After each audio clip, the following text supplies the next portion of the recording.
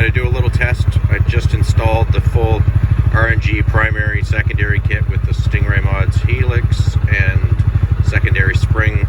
This is in a 2023 Uforce 600. I just installed a new belt, so I'm going to try to, go easy on that. And there's only 144 kilometers, which isn't even 100 miles, so I don't want to torture everything. It's very icy here tonight, so I don't know if you can see it or not, but turn on my light. I could just step on the gas and spin right around, so I won't be able to do much of an acceleration test because it's just going to spin. Anyhow, what I wanted to catch was smoothness and engagement RPM. So we're in high range, and I'll just easily bezel the throttle just to see where I start to move.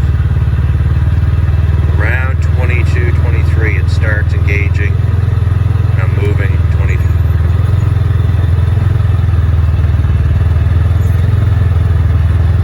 Just the shakiest, actually my lugs on the road. So when I can get past this puddle here, we're gonna watch some RPMs. There we go.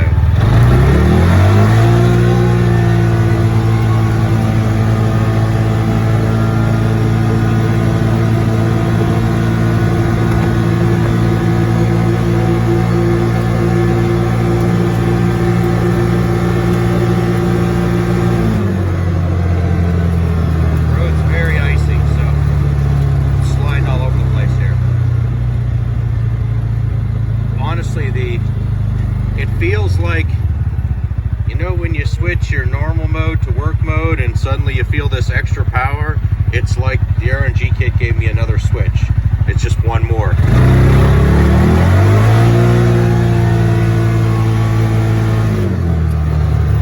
Now, I installed the large tire Helix, and I only have 27-inch tires. So, granted, it's probably not the exact kit for most, but for me, I do mostly slow rock crawling. So I wanted the most power I could get in the woods. Very smooth. Very impressed.